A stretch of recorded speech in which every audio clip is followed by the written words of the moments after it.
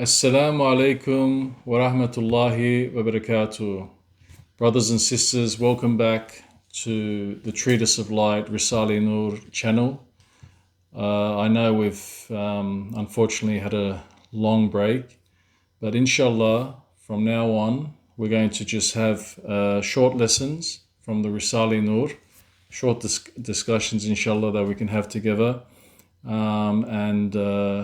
So we can all be enlightened from these very effective and special books, which is the tafsir of the Quran. So let's start, inshallah, from one of the most important books from the whole collection of Risale-i Nur, which is the words. As you might know, the Risale-i Nur collection consists of 14 books and was written and inspired by Bediüzzaman Sayyid Nursi. Okay, so let's start, inshallah, from the first word. أعوذ بالله من الشيطان الرجيم بسم الله الرحمن الرحيم والصلاة والسلام على رسولنا محمد وعلى آله وأصحابه أجمعين. In the name of Allah, the Merciful, the Compassionate, and from Him do we seek help. All praise be to Allah, the sustainer of all the worlds, and blessings and peace be upon our Master Muhammad sallallahu alaihi wasallam and all of his family and companions. So inshallah, we'll be beginning with the first word from 33 words from the words collection, inshallah, the book called the Words, Sözler. Bismillah, in the name of Allah, is the start of all things good. So everything we start with positivity, with goodness, is always started with Bismillah, which is in the name of Allah, in the name of God. We too shall start with it. Know, O my soul, so know, ay nefsim, the evil commanding soul, just as this blessed phrase is a mark of Islam, so too it is constantly recited by all beings through their tongues of disposition. So how is Bismillah recited? Through all living things, in nature, clouds, the animals, the mountains, the trees. How is everything stating Bismillah? Inshallah, let's read and continue to see. If you want to know what an inexhaustible strength, what an unending source of bounty is Bismillah, listen to the following story, which is in the form of a comparison. It goes like this. So, Risale-i Nur adapts a very important educational technique or pedagogical technique, which is using analogies, using stories for us to understand the reality, the concept. So let's, inshallah, read the story. Someone who makes a journey through the deserts of Arabia has to travel in the name of a tribal chief and enter under his protection. For in this way, he may be saved from the assaults of bandits and secure his needs. So just imagine someone traveling through the deserts of Arabia, the Sahara Desert. What does he want to do? He wants to travel in the name of a tribal chief or a king, so he can go under his protection and be protected from the assaults of bandits and also secure his needs. On his own, he will perish in the face of innumerable enemies and needs. So if he goes through that journey in the desert on his own, with his own ego, what will happen to him? He's going to face innumerable enemies and he's not going to be able to provide for his needs. And so 2 men went on such a journey and entered the desert. One of them was modest and humble, the other proud and conceited. The humble man assumed the name of a tribal chief, while the proud man did not. So one of them is humble, one of them is arrogant. The humble man took the name of a tribal chief and he began his journey. The other one that was arrogant said, no, I'm going to travel in my own name. I don't need the name of a tribal chief. The humble man assumed the name of a tribal chief, while the proud man did not. The first traveled safely wherever he went. If he encountered bandits, he said, I am traveling in the name of such and such tribal leader. And they did not molest him. If he came to some tents, he was treated respectfully due to the name. So you can see how smooth and how relaxed his journey is, because he is traveling in the name of a tribal chief. If he comes to a tent, he says, Assalamu alaikum, and he says, I'm traveling in such and such name, and they say, Ahlan wa sahlan, welcome, come into the tent, eat, drink, and if you need to sleep here, stay here at night. They look after him, they show him hospitality, they show him respect. They're not showing him respect because they know him. They're showing the respect is coming because he is traveling in the honor and in the name of a leader, a tribal leader. So let's continue and see what happens to the other man that's arrogant. But the proud man suffered indescribable calamities throughout his journey. He both trembled before everything and begged from everything. He was abased and became an object of scorn. So what happened to the other man? Exact opposite. He thought he could travel in his own name. He thought he's good enough for himself. He's got his own strength, his own power. But wherever he went, he became a beggar. What happened to him?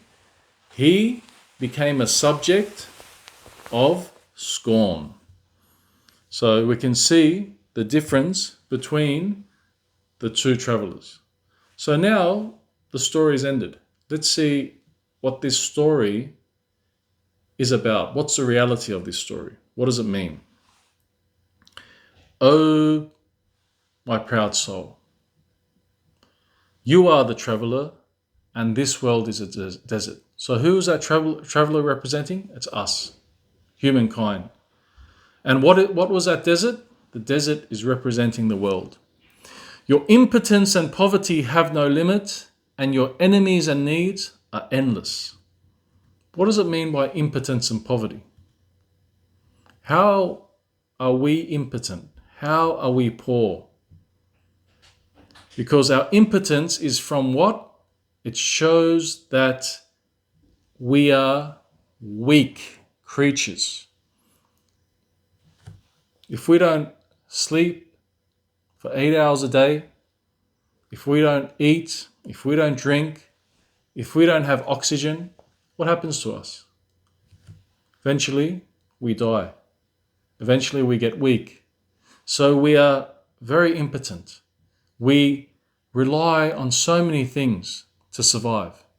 And without those elements, we are basically useless. So that's our weakness. And just a virus that we can't see with our human eye, a bacteria enters our body, can kill us.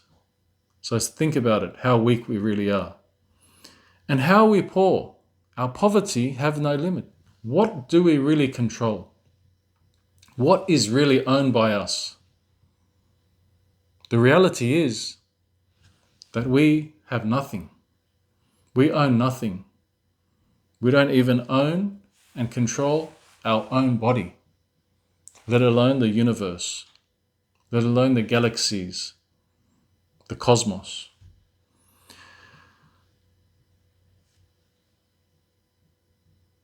And your enemies and needs are endless. Since it is thus, take the name of a pre-eternal ruler and post-eternal lord of the desert and be saved from begging from the whole universe and trembling before every event.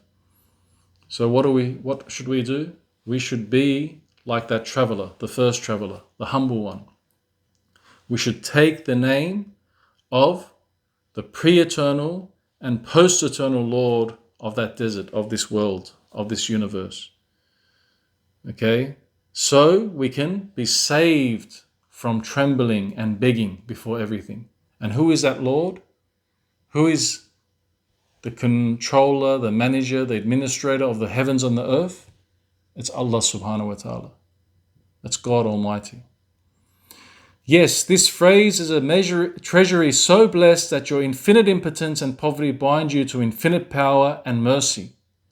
It makes your impotence and poverty a most acceptable intercessor at the court of one all-powerful and compassionate.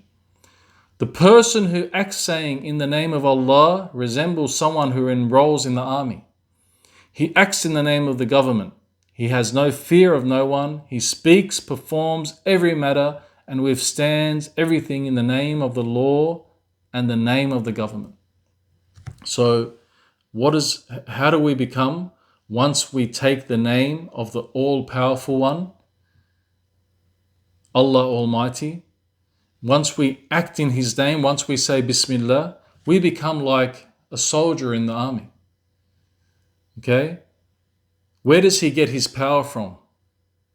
He doesn't have the power from himself.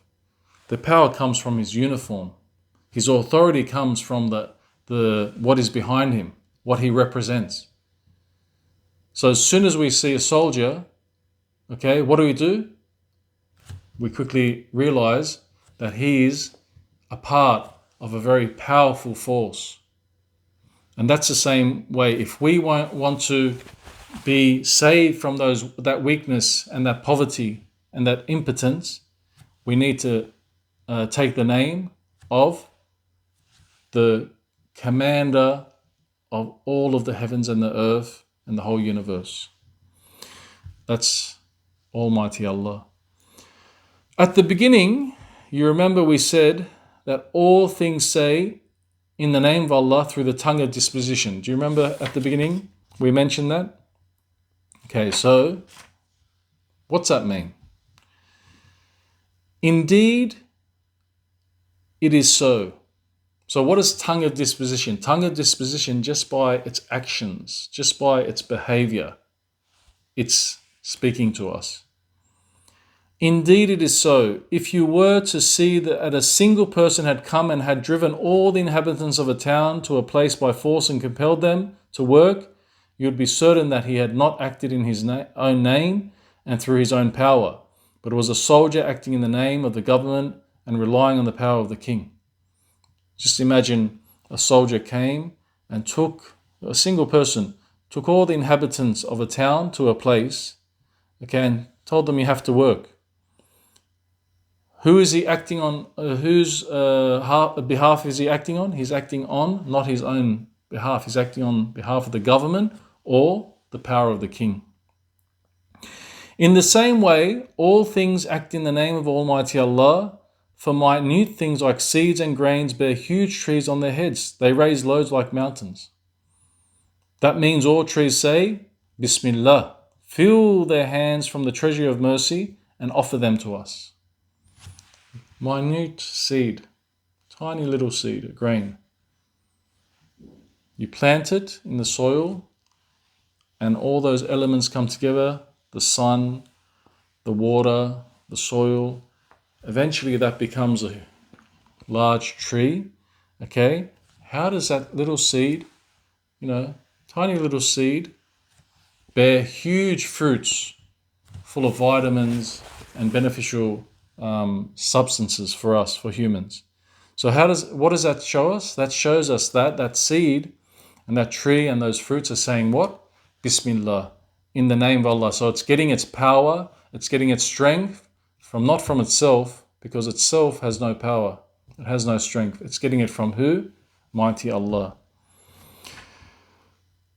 All offer them to us. All guard and say in the name of Allah, and become cauldrons from the kitchens of divine power, in which are cooked numerous varieties of different foods. Just think about all of the vegetables that that God, Allah Almighty, has created. All of them in different colors, different textures, different tastes, different smells, different benefits for us, for the humans. How do these vegetables in these gardens know these things? And where do they get the power and strength from and the knowledge from? Again, they say Bismillah, in the name of Allah. All blessed animals like cows, camels, sheep and goats say in the name of Allah and produce springs of milk from the abundance of mercy, offering a most delicate and pure food like the water of life in the name of the provider. Again, animals, all those blessed animals that are mentioned, cows, sheep, camels, goats, they are all providing an abundance of milk, white milk, full of calcium, full of minerals, full of so many beneficial substances. Again, how do those animals know what we need, what their offspring needs? Again, it's coming back to what? In the name of Allah. The knowledge, the power, and everything is not from them. It's coming from the Almighty Creator. The root and rootless, as soft as silk of plants, trees, and grasses, say in the name of Allah, and pass through the hard rock and earth, mentioning name of Allah, the name of the Most Merciful. Everything becomes subjected to Him. Rootlets, okay, soft as silk, okay, soft as your finger, so soft. Break through rock, hard rock, and stone, and through earth. How and where does it get its power from?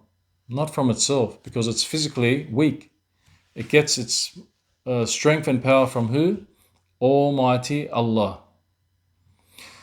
The roots spreading through hard rock and earth and producing fruits as easily as the branches spread through the air and produce fruits, and the delicate green leaves retaining their moisture for months in the face of extreme heat, deal a slap in the mouths of the naturalists and jab a finger in their blind eyes, saying, even heat and hardness in which you most trust are under a command.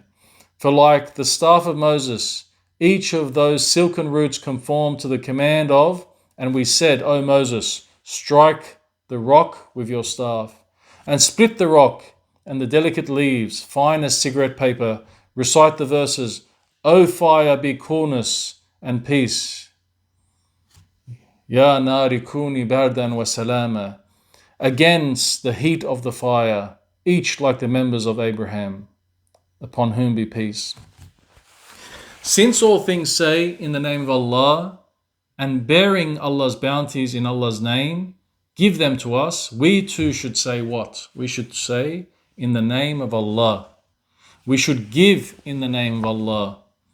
We should take in the name of Allah, and we should not take from heedless people who neglect to give in Allah's name. Brothers and sisters, I appreciate your time and listening to this lesson, this first word. Inshallah, there's also a question and answer, but we're going to continue that for the next lesson. Jazakum Allah khair. May Allah be pleased with all of you, and inshallah keep on spreading the love and mercy and compassion of Allah to all of the living creatures around us. Subhanaka la ilma lana illa ma 'allamtana innaka antal alimul hakim wa akhiru da'wahum alhamdulillahi rabbil alamin lillahi ta'ala al-Fatiha.